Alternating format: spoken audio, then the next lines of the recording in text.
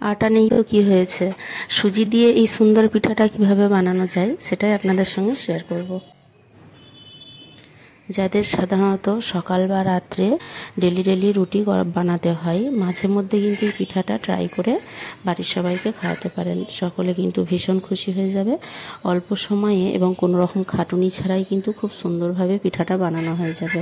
আমি যেভাবে আমার রেসিপিতে দেখিয়েছি ঠিক এইভাবেই বানালেই পিঠাটা কিন্তু এইরকম খুব সুন্দর তৈরি হয়ে যাবে। এই পিঠাটা সাধারণত যে কোনো ডালের তরকারি বা আলুর তরকারি কিংবা গুড় দিয়ে খেতে খুবই ভালো লাগে, দুধ দিয়েও খেতে পারেন। আর আমি কি দিয়ে খেয়েছি সেটা শেষে গিয়ে দেখলেই বুঝতে পারবেন। আর ভিডিওটি দেখার আগে প্লিজ চ্যানেলটিকে সাবস্ক্রাইব করে রাখবেন এবং ভালো লাগলে অবশ্যই লাইক করবেন। দেখে নিন ভিডিওটি শেষ পর্যন্ত আমি কিভাবে বানিয়েছি এই সুন্দর পিঠাটা। শেষ পর্যন্ত অবশ্যই টিপস আছে ধাপে ধাপে, সেটা আপনারা দেখলে বুঝতে পারবেন। আমি এখানে নিয়েছি এই যে কাপটা দেখছেন, এটা কফি মগ, মানে দু কাপ সমান। এই বড় কাপটার 1 কাপ পরিমাণ আমি সুজি নিলাম আর সামান্য পরিমাণ নুন নিয়েছি স্বাদ মতো। দিয়ে এই 1 কাপ সুজির জন্য এখানে 1 কাপই পানি লাগবে।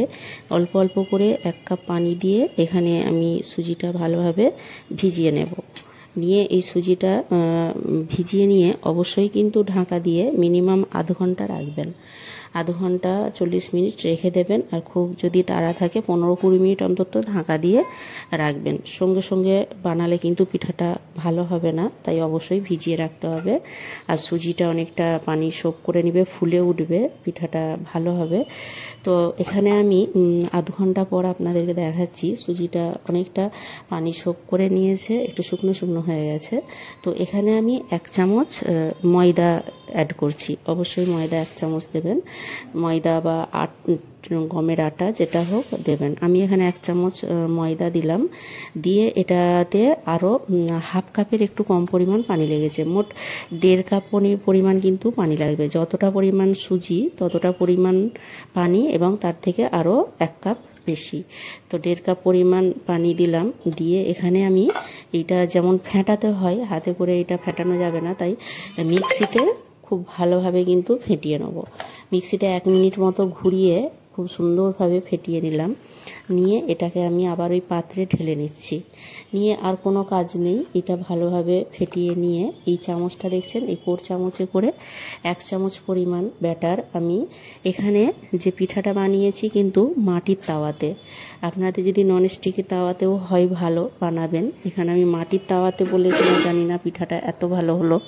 তো খুব সুন্দরভাবে অবশ্যই তাওয়াটা আগে থেকে খুব ভালো করে গরম করে নিতে হবে। হাই ফ্লেমে রেখে পিঠাটা দেওয়ার পর অবশ্যই ঢাকা দেবেন। এই ঢাকা দেওয়ার পর 1 মিনিট রাখবেন। 1 মিনিট রাখার পর আবার ঢাকাটা তুলে নিয়ে তারপরে পিঠাটা তলা থেকে আস্তে আস্তে এই খুন্তি করে একটু করে তুলে নিতে হবে। আর তলাটাও আমি দেখিয়েছি, পিঠার তলাটাও একদম পুড়বে না, অথচ খুব সুন্দরভাবে পিঠাটা বানানো হয়ে যাবে। তো যেভাবে বললাম, প্রথমে তাওয়াটাকে হাই ফ্লেমে গরম করে নেবেন। নিয়ে হাই ফ্লেমে রেখেই পিঠাটা দেওয়ার পর 1 মিনিট ঢাকা দিয়ে রাখবেন। তারপরে তুলে আস্তে আস্তে পিঠাটাকে এইভাবে তুলে নেবেন। নিয়ে পিঠাটা আবার রাখার সিস্টেম আছে, যেই প্লেটে রাখবেন একটা পিঠার উপরে কিন্তু আর একটা পিঠা রাখবেন না, তাহলে পিঠার তলার যে দাগটা ওটা অন্য পিঠায় লেগে যাবে। তাই একটা পিঠার সঙ্গে অন্য পিঠার মানে টাচ না হয় আলাদা আলাদা করে রাখতে হবে প্লেটে। রেখে দেখুন এইভাবে আমি রেখেছি। রাখলে তারপরে একটু ঠান্ডা হয়ে গেলে সার্ভ করবেন।